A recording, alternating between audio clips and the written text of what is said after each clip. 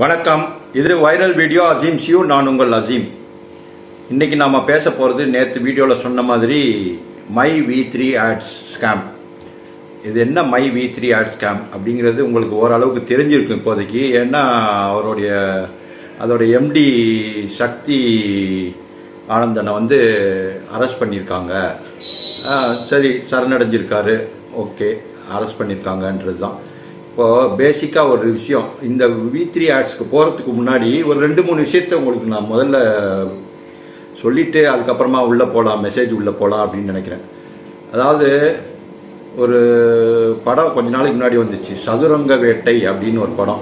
அந்த சதுரங்க வேட்டை படத்தில் என்ன சொல்லுவாங்க அப்படிங்கிறது வந்து முக்கியமான ஒரு 4-5 விஷயத்த நான் உங்களுக்கு அதிலிருந்து எடுத்து சொல்ல வேண்டும். ஒருத்தனை ஏமாற்றணும் அப்படின்னா அவன் ஆசையை தூண்டணும். அவன் ஆசையை மட்டும் தூண்டக்கூடாது, அதை பேராசையாக மாற்றணும். இதுதான் அதோட மெயின் கான்செப்ட். ரெண்டாவது MLM அல்லது பான்சி, இந்த ரெண்டுக்கும் உள்ள வித்தியாசம். அதுக்கப்புறமா வந்து ஒரு பொய் சொல்கிறோம்னா அந்த பொய்க்குள்ள கொஞ்சமாவது உண்மை இருக்கணும் அப்படிங்கிற 3 விஷயம் வந்து அந்த படத்தில் வந்து பேசிக்காக உள்ள விஷயமா சொல்லியிருப்பாங்க.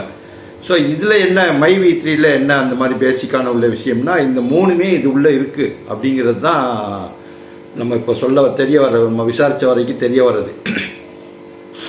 முதல்ல ஒருத்தனை ஏமாற்றணும் அப்படின்னா அவனுடைய ஆசையை தூண்டணும். எப்படி ஆசையை தூண்டுறது? நீ இவ்வளோ கொடுத்தினா நான் இவ்வளோ கொடுப்பேன், அப்படி கொடுக்குறேன் அப்படின்னு சொல்கிற விஷயத்தில் பொய் இருக்கும்போது நிறைய பொய் இருக்குதுன்னா ஒரு 25% உண்மை இருக்கணும் அப்படிங்கிற ஒரு விஷயத்தை அடிப்படையாக வச்சு செய்யப்பட்டது தான் இந்த விஷயம்.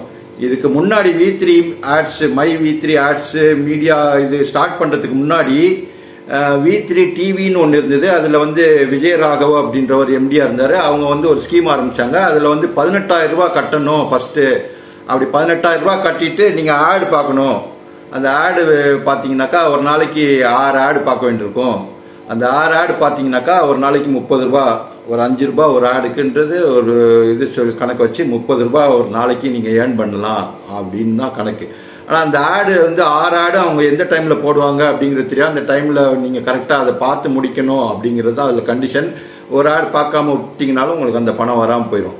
ஸோ இந்த ஸ்கீமை வந்து 30 ரூபா தான் ஒரு நாளைக்கு வருது அப்படின்னா என்ன கணக்கு வரும் அப்படின்னு கணக்கு போட்டு பார்த்ததில்ல. 18,000 ரூபா நம்ம இன்வெஸ்ட் பண்ண அமௌண்ட்டை ரிட்டர்ன் வர்றதுக்கே ரொம்ப நாள் ஆகும். அப்படிங்கிறனால அந்த ஸ்கீம் வந்து ஏறக்குறைய ஃபெயிலியர் ஆயிடுச்சு. அப்படின்றனால அதை வந்து க்ளோஸ் பண்ண வேண்டிய சூழ்நிலை காலாகி க்ளோஸ் பண்ணிவிட்டு அதுக்கப்புறமா ஜூலை 2021 சைதாப்பேட்டையில் வந்து my V3 ads media private limited அப்படிங்கிற ஒரு கம்பெனியை ரெஜிஸ்டர் பண்ணி ஆரம்பிக்கிறாங்க. அதில் வந்து ஏற்கனவே இந்த ராகவ் இருக்கார், விஜயராகவ், அவர் வந்து MDயா இல்லை.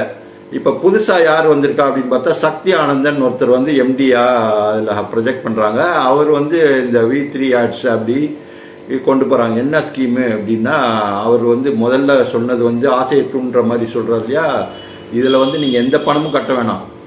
ஸோ ஏற்கனவே இந்த ஸ்கீமில் வந்து 18,000 ரூபா இனிஷியல் பேமெண்ட் பண்ணணும், அதுக்கப்புறமா தான் ஆட் பார்க்கணும். இதில் நீங்கள் எதுவுமே பணம் கட்ட வேண்டியதில்லை. அதாவது ஓப்பனிங் மெம்பராக சேர்ந்துக்கலாம், அதுக்கு எந்த பணமும் கட்ட வேண்டியதில்லை. நீங்கள் ஆட் மட்டும் பார்க்கணும். ஒரு நாளைக்கு ஆட் பார்த்தீங்கன்னா 5 ரூபா தருவாங்க. ஸோ 30 நாளைக்கு உங்களுக்கு 150 ரூபா வந்துடும் அப்படின்னு சொல்லி இந்த ஓப்பனிங் மெம்பரை வந்து இன்ட்ரடியூஸ் பண்ணுறாங்க. அப்போது அந்த 150 ரூபாய் எடுக்க முடியுமான்னு பார்த்தா அதில் 60-70 ரூபா தான் எடுக்க முடியும், மீதி ஃபுல் அமௌண்ட்லாம் எடுக்க முடியாது அப்படிங்கிற ஒரு ட்ராபேக்கும் அதில் இருந்து. ஸோ இது ஓரளவுக்கு காசு எதுவுமே கட்டலை அப்படின்னு ஆட் பார்க்குறோம், அதனால வருது, எவ்வளோ வந்தாலும் அது வந்து ப்ராஃபிட். இது வரைக்கும் ஓகே.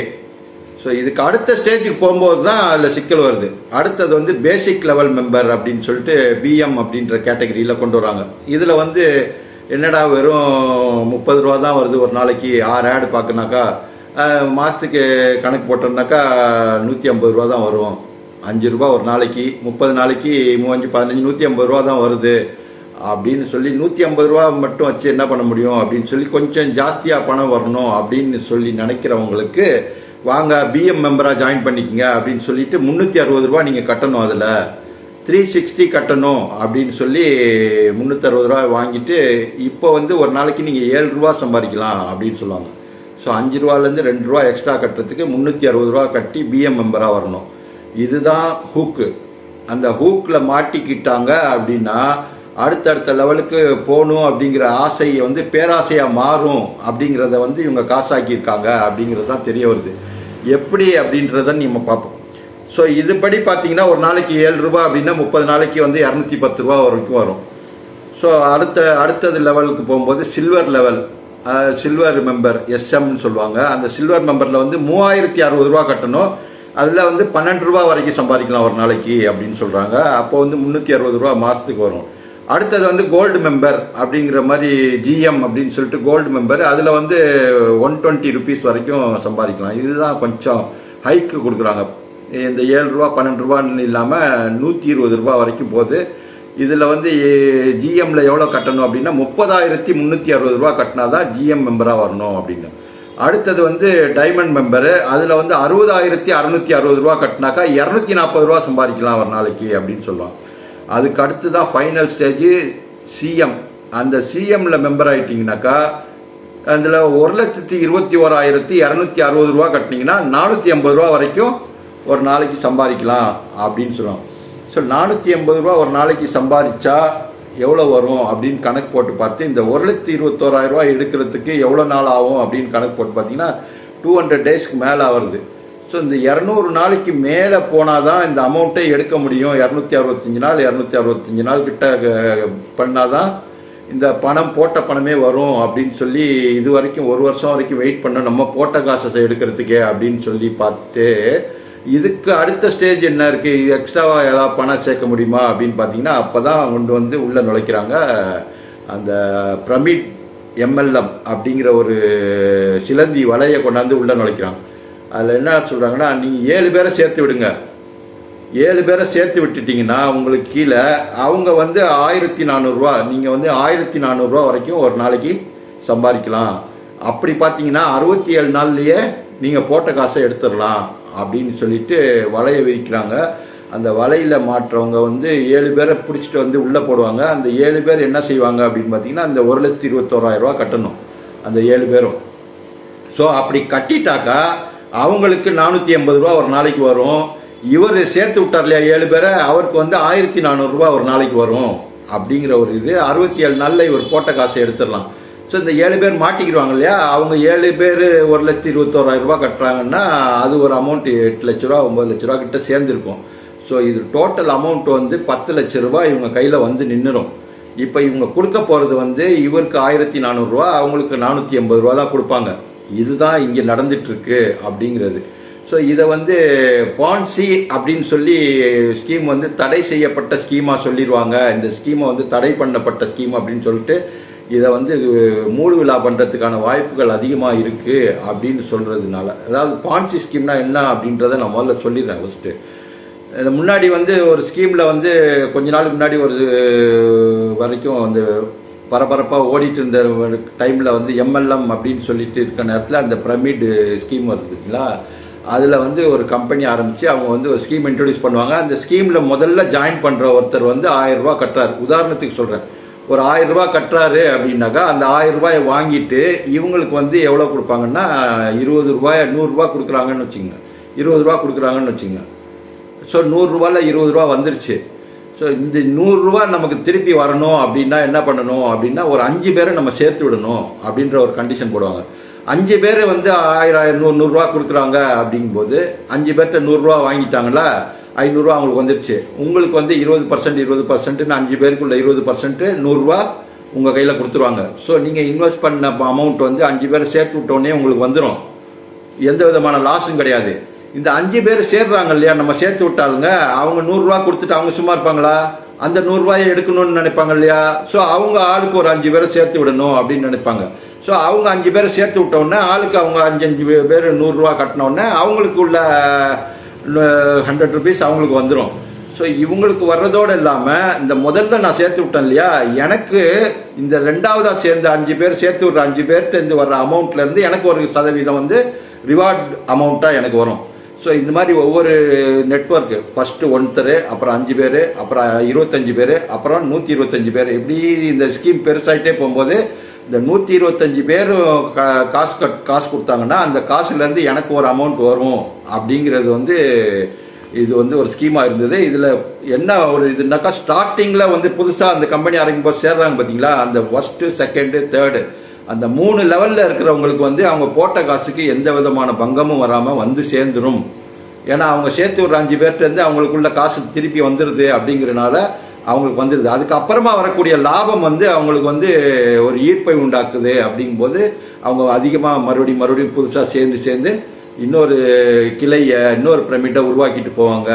ஸோ இது வந்து ஆரம்பத்தில் சேர்ந்தவங்களுக்கு. இப்போ ஒரு 6 ஸ்டேஜ் 7 ஸ்டேஜ் கீழே இருக்கிறவங்க என்ன நிலைமை, அவங்களோட நிலைமை என்ன பாருங்க. அவங்க ஒரு 5 பேர் சேர்க்க முடியுமா அப்படின்னு பார்த்தீங்கன்னா, இந்த ஸ்கீம் பரவலாக ஆகும்போது அவங்களுக்கு ஆள் கிடைக்காம போகிறதுக்கான வாய்ப்புகள் இருக்கு.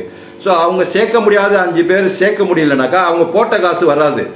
ஸோ இதில் 100 ரூபா கட்டிட்டோம், அதில் ஒரு 3 பேரோ 2 பேரோ தான் சேர்றாங்க அப்படின்னா அந்த 2 பேருக்குள்ள காசு கமிஷன் தான் நமக்கு வரும். இன்னொரு 40 ரூபா வரும், 60 ரூபா வராது.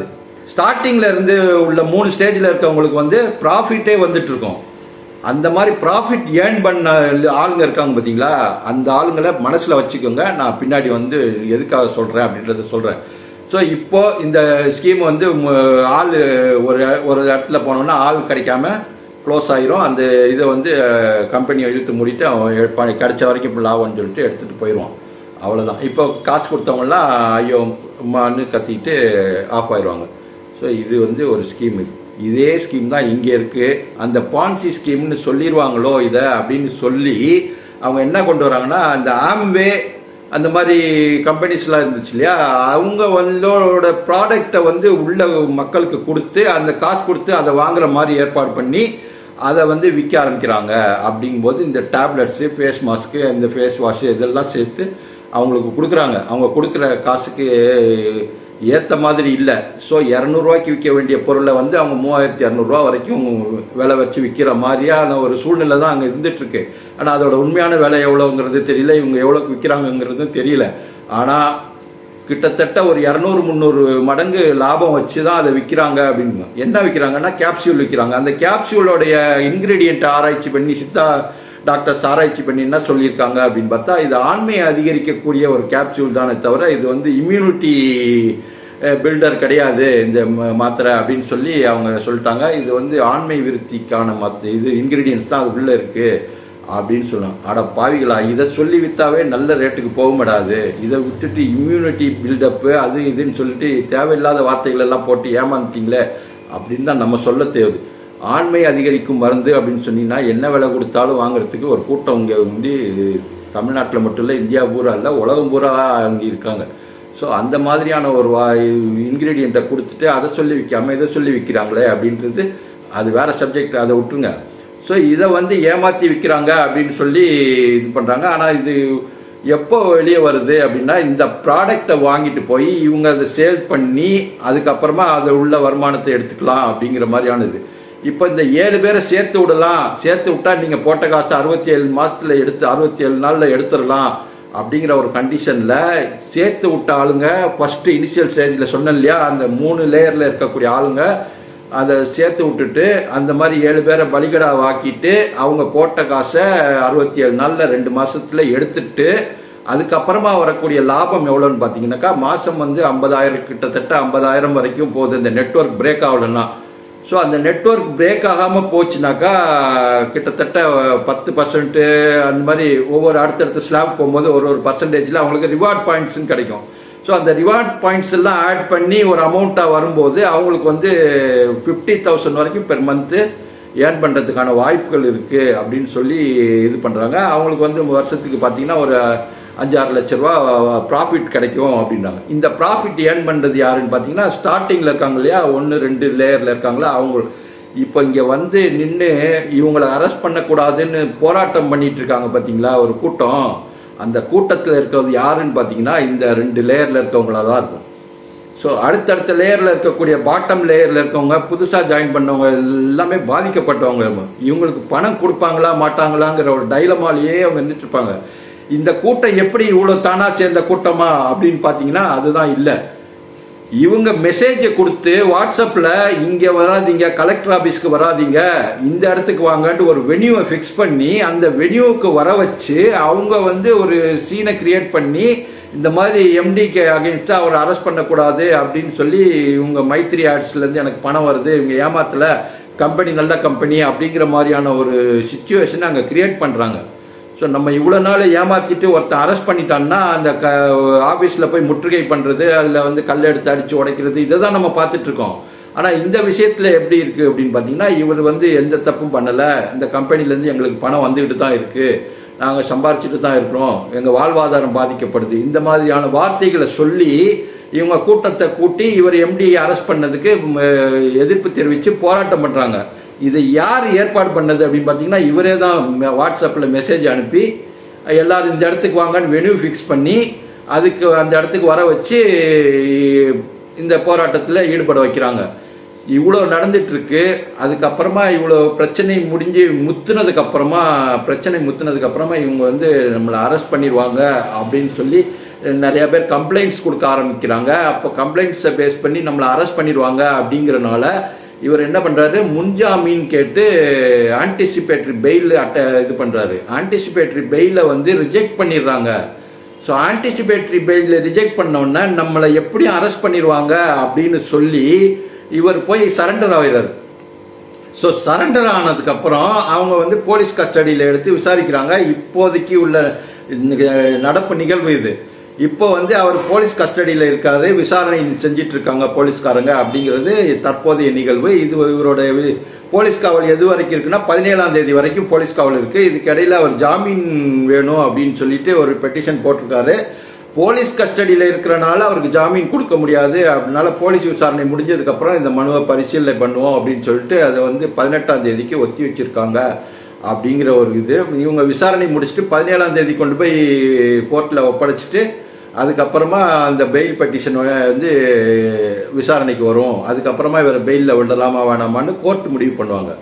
இப்போதைக்கு இவர் வந்து ஆன்டிசிபேட்டரி பெயில் ட்ரை பண்ணாரு, கிடைக்கல, போலீஸ் அரெஸ்ட் பண்ணிடுவாங்க அப்படின்னு சொல்லிட்டு அவங்க அரெஸ்ட் பண்ணுறதுக்கு முன்னாடி நம்மளே போய் சரண்டர் ஆயிடுவோம்னு சொல்லிட்டு சரண்டர் ஆயிருக்காரு. அதுக்கப்புறம் போலீஸ் விசாரணை போயிட்டு இருக்கு அப்படிங்கிறது தான் இப்போ உள்ள நிகழ்வு. இதுக்கு இடையில இந்த கம்ப்ளைண்ட் கொடுத்த ஒரு பெண்ணோட இது பண்ணி அவருடைய கேரக்டர் அசாசினேஷன் பண்ணி இவங்கெல்லாம் பேச ஆரம்பிக்கிறாங்க. அவங்க போடுற சில காணொலிகள், அவங்க பேட்டி கொடுக்குற சேனல் எல்லாத்துலேயும் போய் அசிங்கமாக கமெண்ட் பண்ணுறது, அந்த மாதிரி புருஷனை விட்டுட்டு ஓடி வந்தவ இன்னொரு வயசான ஒரு சாமியாரோடைய அறக்கட்டளை வச்சு நடத்திட்டு இருக்க ஒரு சாமியாரோட சேர்த்து வச்சு அவங்கள வந்து கேரக்டர் அசாசினேஷன் பண்ணுறது, இந்த மாதிரியான விஷயங்கள்லாம் அதை செய்ததுக்கு போகிறாங்க. அப்படிங்கும்போது இவங்களுடைய இது வந்து அடுத்த கட்டத்தை நோக்கி போயிட்டுருக்கோ அப்படின்னு சொல்லி இது பண்ண. ஸோ இது வந்து நம்ம போட்ட பணம் நமக்கு திரும்ப கிடைக்குமா கிடைக்காது அப்படிங்கிற ஒரு பட்சத்தில் தான் ஒருத்தர் போய் கம்ப்ளைண்ட்டே பண்ணுவாங்க. ஸோ 4 மாசமா பணம் கொடுக்கல அப்படிங்கிற மாதிரியான ஒரு தகவல் தான் நமக்கு கிடைச்சிது. ஸோ பிப்ரவரி வரைக்கும் கொடுக்குறாங்க, அதுக்கப்புறம் கொடுக்கல. இதுக்கு காரணம் என்ன சொல்றாங்கன்னா, எலெக்ஷன் காரணம் சொல்றாங்க. எலெக்ஷன் டைம்ல நம்ம பணம் பட்டுவாடா பண்ணாக்கா அது வந்து எதுக்காக கொடுத்தீங்க அப்படிங்கிற ஒரு கேள்வி வரும், அப்படிங்கிறனால நாங்கள் பணம் கொடுக்கல அப்படின்ற மாதிரி ஒரு கேள்வி கொடுத்து நிறுத்தி வச்சுக்கோங்க. சரி, 4 மாசம் நிறுத்தி வச்சிட்டீங்க, இப்போவாது கொடுக்கலாம்ல, எலெக்ஷன் முடிஞ்சு ரிசல்ட் வெளியே வந்துருச்சு, இப்போவாது கொடுக்கலாமே அப்படின்னு பார்த்தீங்கன்னா கிட்டத்தட்ட 50 லட்சம் பேர் அதில் உறுப்பினராக இருக்கிறாங்க எங்கள் இதில் அப்படின்னு சொல்கிறாங்க. 50 லட்சம் பேருமே பேசிக் மெம்பர் இல்லாமல் ஓஎம்மாக இருக்கிறாங்கன்னு வச்சுக்கோங்களேன், ஃப்ரீ மெம்பராக இருக்காங்கன்னு வச்சுக்கோங்க. அவங்களுக்கு இந்த 5 ரூபாய் ஒரு நாளைக்கு கொடுக்கணும் அப்படின்னு கணக்கு போட்டிங்கனாக்கா எவ்வளோ வரும் கணக்கு போட்டிங்கன்னா 50 லட்சம் 5 ரூபான்னு கணக்கு போட்டாவே கிட்டத்தட்ட 2.5 கோடி ரூபா கிட்ட வரும். ஸோ இந்த 2.5 கோடி ரூபா வந்து ஒரு நாளைக்கு கொடுக்க வேண்டிய சூழ்நிலையில் இருக்கு. 30 நாளைக்கு கணக்கு போட்டோம்னா 2.5 கோடி இன்ட்டு 30 75 கோடி ரூபாய் ஒரு மாசத்துக்கு கொடுக்க வேண்டியிருக்கும். ஸோ இந்த 75 கோடி ரூபாய் கொடுக்குற அளவுக்கு உங்களுக்கு ஃபண்ட் இருக்கா அப்படின்னு பார்க்கணும் முதல்ல. அதுவும் இல்லாமல் ஆட் பாருங்க, நாங்கள் வந்து காசு கொடுக்குறோம் அப்படின்னு சொன்னால் எந்த ஆட் பார்க்குறா, ஆட் பார்த்தா காசு கொடுக்குறாங்க, யார் கொடுக்குறா காசு, இவங்களுக்கு எந்த விதத்தில் காசு வருது. ஸோ ஏதாவது ஒரு இடம் நம்ம 1 லட்ச ரூபா இன்வெஸ்ட் பண்ணுறோம், 1,21,000 இன்வெஸ்ட் பண்ணுறோம்னா என்ன பேசிஸில் இது ரிட்டர்ன் வரும், நமக்கு என்ன சோர்ஸ் ஆஃப் இன்கம் அவங்களுக்கு இருக்குது அப்படிங்கிற பேசிக் திங்கிங்காவது இருக்கணும்ல. ஸோ இந்த இன்கம் பேசிக் இருக்குது, இவங்களுக்கு இந்த தொழில் இருக்குது, இவங்க இதை பண்ணுறாங்க, இதனால வருமானம் வருது, அதை நமக்கு கொடுக்குறாங்க அப்படின்னு சொன்னாக்கா இவங்களுடைய ரெவன்யூ ஸ்ட்ரக்சர் எப்படி இருக்குன்னு பார்த்தீங்கன்னா, இந்த மருந்து விற்கிறதுலையும் இந்த ஃபேஸ் கிரீம் விற்கிறது, இந்த மாதிரியான காஸ்மெட்டிக்ஸ் விற்கிறதுலேருந்து வரக்கூடிய லாபத்தை நாங்கள் பிரித்து கொடுக்குறோம் அப்படின்னு சொல்கிறாங்க. அது அந்த அளவுக்கு லாபம் வர்றதுக்கான காரணம் என்னன்னு பார்த்தா இந்த மாதிரியான சீப் ப்ராடக்ட்ஸ் மாதிரியா உள்ள இன்கிரீடியன்ஸை வாங்கி அதை வந்து இது பண்ணி விற்கிற ஒரு இது கம்பெனி கிட்ட சீப்பாக வாங்கி அதை பல மடங்கு லாபத்துக்கு வச்சு விற்கிறாங்க. அதுவும் இல்லாமல் இந்த ஆடு பார்க்குறதுல காசு வரும் அப்படின்னு சொல்கிறது வந்து ஏற்றுக்க முடியாத ஒரு விஷயம். இப்போ நான் ஒரு கம்பெனி வச்சுருக்கேன், என்னோட இதில் ஒரு துணி கடையோ இல்லை ஒரு ஒரு ஏதோ ஒரு கடை பலசரக்கு கடையோ வச்சுருக்கோம். அதுக்கு ஒரு விளம்பரம் கொடுக்கணும் அப்படின்னா, டிபார்ட்மெண்டல் ஸ்டோர் ஏதோ ஒரு விளம்பரம் கொடுக்கணும் அப்படின்னா அந்த விளம்பரத்தை பார்த்து மக்களை வந்து வாங்கிறதுக்காக தூண்டணும். அந்த மாதிரியான ஒரு விஷயமா இருக்குதான் அட்வர்டைஸ்மெண்ட்டை பார்ப்பாங்க. ஸோ இது அட்வர்டைஸ்மெண்ட்டை பாருங்க, அதுக்கு காசு கொடுப்பாங்க அப்படின்னா நான் வந்து இது வந்து பாட் வியூஸ் அப்படின்னு சொல்லுவாங்க இல்லையா, அந்த பாட் வியூஸை வச்சு யாருமே காசு கொடுக்க மாட்டாங்க அட்வர்டைஸ் பண்ணுறவங்க. இப்போ நான் ஒரு கடை வச்சுருக்கேன், எனக்கு பாட் வியூஸ் தான் காட்டுறாங்க, 10 லட்சம் வியூஸ் வருது, 20 லட்சம் வியூஸ் வருது, அது அத்தனையும் பாட் வியூஸ் அப்படின்னா நான் எப்படி காசு கொடுப்பேன்? நான் அந்த விளம்பரத்தை பார்க்குறேன்னா அதனால நான் அந்த தூண்டப்பட்டு அந்த துணியை வாங்கவோ அல்லது அந்த கடையில் போய் சாமான் வாங்கவோ என்னை தூண்டணும். நான் வந்து காசு வரணும் அப்படின்றதுக்கு அந்த வீடியோ பார்த்தேன்னா வீடியோ ஆன் பண்ணி வச்சுட்டு நான் வேற வேலையை பார்த்துட்டு இருப்பேன் அந்த வீடியோ ஓடுற வரைக்குமே. ஸோ அந்த வீடியோவை பார்க்கறதுல யாருக்குமே எந்த லாபமும் இல்லாத பட்சத்தில் யார் காசு கொடுப்பா? எவன் காசு கொடுப்பான்? நான் கொடுக்க மாட்டேன். நம்ம கடை வச்சு அந்த அட்வர்டைஸ்மெண்ட் கொடுத்தா நம்ம கொடுப்போமா அந்த மாதிரியான வியூஸ்க்கு? ஸோ இது மாதிரியான வியூஸில் காசு வருது அப்படிங்கிறத அவங்க சொன்னாங்கன்னா அதை எப்படி இவங்க நம்புறாங்க அப்படிங்கிறது தான் தெரியல. ஸோ ஏன் என்ற கேள்வி கேட்காமல் எங்கள் வாழ்க்கை இல்லைன்னு 1001 படத்தில் புரட்சி தலைவர் எம்ஜிஆர் பாடினார் இல்லையா, அந்த மாதிரியான கேள்விகள் வந்து கேட்க வேண்டிய நேரத்தில் கேட்காம விட்டனால தான் இந்த மாதிரியான ஒரு இக்கட்டான சூழ்நிலைக்கு மக்கள் ஆளாகிறாங்க. ஸோ கேள்வி கேட்க வேண்டிய நேரத்தில் கேள்வி கேட்கணும். ஸோ உங்களுக்கு வருமானம் எப்படி வருது, இந்த பணத்தை எப்படி எங்களுக்கு திருப்பி கொடுப்பீங்க அப்படின்ற டீட்டெயில்ஸை ஃபுல்லாக அவங்க விசாரிச்சுட்டாங்கன்னா அதுக்கு இந்த ஆட்ஸ்ன்னு சொல்லும் போது இன்னொன்று வருது, இந்த ஆட்ஸில் மட்டும் போடுறதில்ல, அந்த ஆட்ஸை பார்த்தே ஆகணும் அப்படின்னு கம்பல் பண்ணுறாங்க இல்லையா, அதில் டெய்லி என்ன பண்ணுறாங்கன்னா மோட்டிவேஷன் வீடியோஸ் அப்படின்றத போடுவாங்க. ஸோ சாதாரணமாக எம்எல்எம் கம்பெனிஸ் இந்த மாதிரி கம்பெனிஸ்லாம் பார்த்தீங்கன்னாக்கா வீக்லி ஒன்ஸு 15 நாளுக்கு ஒரு தடவை மீட்டிங் அரேஞ்ச் பண்ணுவாங்க. அந்த மீட்டிங்கில் சாப்பாடெல்லாம் போட்டு மோட்டிவேஷனல் ஸ்பீச் கொடுத்து இவ்வளோ பிஸ்னஸ் பண்ணணும், இவ்வளோ டார்கெட் ஃபிக்ஸ் பண்ணிங்கன்னா இவ்வளோ இது உங்களுக்கு ரிவார்ட்ஸ் கிடைக்கும், இவ்வளோ ப்ரைஸ் கிடைக்கும் அப்படின்ற மாதிரியான இதெல்லாம் சொல்லி ட்ரிப்பு கிடைக்கும் அப்படின்லாம் சொல்லி பைக்கு இது மாதிரி அட்ராக்டிவான கிஃப்ட் எல்லாம் சொல்லி அவங்கள வந்து பிரெயின் வாஷ் பண்ணுவாங்க அந்த மீட்டிங்கில். அதே பிரெயின் வாஷை இவங்க வந்து இந்த ஆடில் வந்து சொல்லி இவங்களோட கம்பெனி ஆட்ஸில் வந்து அந்த பிரெயின் வாஷ் மோட்டிவேஷன் வீடியோஸை ஆட் பண்ணி ஃபுல் அண்ட் ஃபுல் அந்த மோட்டிவேஷன் இதே தான் சொல்லிட்டு இருக்காங்க. நீங்கள் வந்து சிஎம் ஆகணும், நீங்கள் வந்து சிஎம் ஆகணும், 7 பேரை சேர்த்து விடுங்க, அவங்கள வந்து எப்படியாவது பேசி அவங்கள 7 பேரை சேர்த்து விட்டுட்டிங்கன்னா உங்களுக்கு 1400 ஒரு நாளைக்கு வரும், 67 நாளில் நீங்கள் போட்ட காசு எடுத்துடலாம். அதே மாதிரி தான் அவங்களுக்கு 7 பேருக்கு சொல்லி அவங்கள 7 பேர் சேர்த்து விட சொன்னீங்கன்னா அவங்களுக்கு போட்ட காசு 67 நாளில் எடுத்துடலாம். இப்படி சொல்லி சொல்லி பிரெயின் வாஷ் பண்ணிகிட்டே இருக்கான். டெய்லி இதை வீடியோ கேட்டுகிட்டே இருக்கவனுக்கு மண்டையில் இது பண்ணி சரி 7 பேரை சேர்த்து விட்டு தொலைவோம் அப்படின்னு சொல்லிட்டு போட்ட காசு 67 நாளில் எடுத்துடலாம் அப்படிங்கிற ஒரு நப்பாசையில் இவங்க எடுத்துருக்காங்க. இப்போ போராட்டம் பண்ண வந்து நிற்கிறவங்களுக்கு எல்லாம் வாட்ஸ்அப்பில் மெசேஜ் பண்ணி என்ன தகவல் சொல்கிறாங்கன்னா, நீங்கள் வந்தால் தான் உங்களுக்கு பணம் கிடைக்கும், என்னை அரெஸ்ட் பண்ணிவிட்டு இந்த கம்பெனியை மூடிட்டாங்கன்னா உங்களுக்கு பணம் கிடைக்காது அப்படிங்கிற ஒரு மிரட்டலும் பின்புலமாக இருந்திருக்கு அப்படிங்கிறதையும் சொல்கிறாங்க எல்லாரும். இந்த வாட்ஸ்அப்பில் மெசேஜ் வந்ததை பார்த்தீங்கன்னாக்கா அதே மாதிரி தான் இருக்குது. இந்த இடத்துல நீங்கள் வந்து அசம்பிள் ஆயிருங்க இத்தனை மணிக்கு அப்படின்னு சொல்லி அந்த மெசேஜில் இருக்குது. அப்படி வரக்கூடிய ஆளுங்களுக்கு வந்து என்ன செய்யணும், என்ன கோஷம் போடணும் அப்படிங்கிறது வரைக்கும் அவங்களுக்கு வந்து பிரெயின் வாஷ் பண்ணியிருக்காங்க அப்படிங்கிறது தகவலும் செய்யுது. ஸோ அந்த வாட்ஸ்அப்பில் என்ன சொல்லியிருக்காங்க அப்படிங்கிற மெசேஜில் வந்து இந்த மாதிரி பணம் வேணும்னா வாங்க, இப்படி சொன்னாக்கா யார் வராமல் இருப்பா? எனக்கு பணம் வேணும், அப்போ நீங்கள் இங்கே வந்தால் தான் உங்களுக்கு பணம் கிடைக்கும் அப்படின்னா நான் போய் தானே ஆவேன். ஸோ வீட்டில் உட்காந்துட்டு இருந்தால் பணம் கிடைக்காது அப்படின்னா நான் எப்படி உட்காந்துட்டு இருப்பேன்? இதுதான் அங்கே நடந்திருக்கு. இப்போ வந்து அவரோட காரை விற்க போகிறதா லிக்விடைஸ் பண்ணுறாங்க அப்படின்னு சொல்லிட்டு ஒரு தகவல். அதை வந்து அவங்களுக்கு இந்த V3 ஆட்ஸுக்கு சப்போர்ட்டாக வீடியோ போட்டுட்ருக்க அந்த கார்த்திக் பிள்ளை வந்து ஒரு வீடியோ போட்டிருக்காப்புல. அவர் வந்து தெளிவாக பேசியிருக்காரு. அதில் வந்து அதாவது காரை வந்து விற்கிறாங்க 65 லட்ச ரூபா, காரை வந்து 45 லட்ச ரூபாய்க்கு விற்கிறாங்க, பணத்தை எடுத்துகிட்டு ஓடுறதுக்கு தான் பிளான் பண்ணுறாங்க அப்படின்னு இன்னொருத்தர் சொல்கிறார், ரிஷி சொல்கிறாரு. அப்படின்னா இவர் வந்து அதுக்குள்ள ஆதாரம் 15 லட்சத்தை மைத்ரி ஆட்ஸில் கம்பெனி அக்கௌண்ட்டில் போட்டுருங்க, மீதி 30 லட்சத்தை கேஷாக கொடுங்க அப்படின்னு சொல்கிறாரு. அப்போ இதுலேருந்து என்ன தெரியுது அப்படின்னா அவர் சொல்கிற ஸ்டேட்மெண்ட் படி பார்த்தா இவங்க எடுத்துகிட்டு ஓட போகிறதில்ல, ஏன்னா பணத்தை வந்து கம்பெனியில் தானே போட சொல்கிறாங்க அப்படின்னு சொல்லி ஒரு மொக்க வாதத்தை வைக்கிறான். ஸோ அந்த வாதம் எப்படி இருக்குது அப்படின்னு பார்த்தீங்கன்னா 15 லட்சம் 45 லட்சத்தில் 15 லட்சத்தை கம்பெனி அக்கௌண்ட்டில் போட்டு மீதி 30 லட்சத்தை எடுத்துகிட்டு என் கையில் கேஷாக கொடுத்துரு அப்படின்னு சொல்கிறான். அது தெரியலையா நேர்மையாக உள்ளது, கம்பெனியில் தானே போட சொல்கிறான், அவன் எடுத்துகிட்டு ஓட போகிறதில்ல அப்படின்னு. எடுத்துகிட்டு ஓடுறவனா தான் 45 லட்சத்தையும் எடுத்துகிட்டு ஓட வேண்டியதுன்னு 15 லட்சத்தை போடும். நான் ஏற்கனவே முதல்ல நான் உங்களுக்கு ஆரம்பிக்கும் போது ஒரு சில வார்த்தைகள் சொன்னேன் இல்லையா, அதில் ஒரு வார்த்தையை இப்போ நான் குறிப்பிட விரும்புகிறேன். ஒரு பொய் சொன்னோம்னா அதில் கொஞ்சம் உண்மை கலந்துருக்கணும், அப்போ தான் அந்த பொய்யை மக்கள் நம்புவாங்க அப்படிங்கிற ஒரு விஷயம் சொன்னேன் இல்லையா, அதுதான் இப்போது. ஸோ இதில் 15 லட்சத்தை நீ பேங்க்கில் போடாமல் எங்கள் அக்கௌண்ட்டில் போட்டுரு, எனக்கு மீதியை காசாக கொடு அப்படின்னா எனக்கு 30 லட்ச ரூபா கையில் காசாக வந்துடுது. 15 லட்ச ரூபா அக்கௌண்ட்டில் கம்பெனி அக்கௌண்ட்டில் தானே இருக்குது, அதை நான் எப்போ வேணால் வித்ட்ரா பண்ணிக்கலாம். ஸோ இதை எடுத்துகிட்டு ஓட மாட்டான் அப்படிங்கிறதுக்கு இதை எப்படி ஒரு சாட்சி ஆதாரமாக எடுத்துக்க முடியும்? இது ஒரு மொக்கவாதம். இதையும் கேட்டுட்டு அதில் கமெண்ட் போடுறவங்கலாம் பார்த்தீங்கன்னாக்கா சரியான வாதம் அப்படி இப்படின்னு கமெண்ட் சொல்லிட்டு இருக்காங்க. இப்போ நான் இந்த வீடியோ போட்டதுக்கே எனக்கு கழுவி ஊற்ற போகிறாங்கன்றது நல்லா தெரிஞ்ச விஷயம்தான். ஏன்னா V3 ஆட்ஸில் உள்ள ஆளுங்க கண்டிப்பாக இங்கே அசிங்கமாக கமெண்ட்ஸில் கழுவி ஊற்றுவாங்க. அதை பற்றிலாம் எனக்கு கவலை இல்லை. எனக்கு தேவை மக்கள் போட்ட பணம் ஏமாற்றப்படாமல் அவங்களுக்கு திரும்ப கிடைக்கணும். அது எந்த வழியில் இருந்தாலும் சரி, இது இவங்க வெளியில் இவங்களே கொடுத்தாலும் சரி, அல்லது இவங்களை அரெஸ்ட் பண்ணி வச்சுருக்காங்க இல்லையா, அவங்க உண்மைத்தன்மை இருந்துச்சுன்னா இவங்களுடைய சொத்துக்களை முடக்கி அதை ஃப்ரீஸ் பண்ணி அதை என்ன பண்ணணுமோ பண்ணி பொதுமக்கள் போட்ட பணம் அவங்களுக்கு திரும்ப கிடைக்கணுங்கிறது மட்டும்தான் இந்த வீடியோவோட நோக்கம். யாரோட வாழ்வாதாரத்தை பாதிக்கணுங்கிறதுக்காக இந்த வீடியோவில் நான் சொல்லலை. நேர்மையான முறையில் சம்பாரித்த காசை தான் மக்கள் கொண்டாந்து இதில் போட்டிருப்பாங்க. நிறையா பேர் தங்கத்தை விற்று, தாலியை விற்று, எல்லாம் அவங்ககிட்ட இருக்க நகைகளை விற்று தான் இதில் கொண்டாந்து இன்வெஸ்ட் பண்ணியிருக்காங்க. ஸோ அவங்களுக்கு உண்டான பணம் ஏமாற்றப்படாமல் அவங்களுக்கு திரும்ப கிடைக்கணுங்கிற ஒற்றை நோக்கம்தான் இந்த வீடியோ போடுறதுக்கான காரணம். இது இன்னும் டீட்டெயில்ஸ் கிடைச்சதுக்கப்புறம் அடுத்தடுத்த வீடியோஸில் உங்களை மீட் பண்ணுறேன்.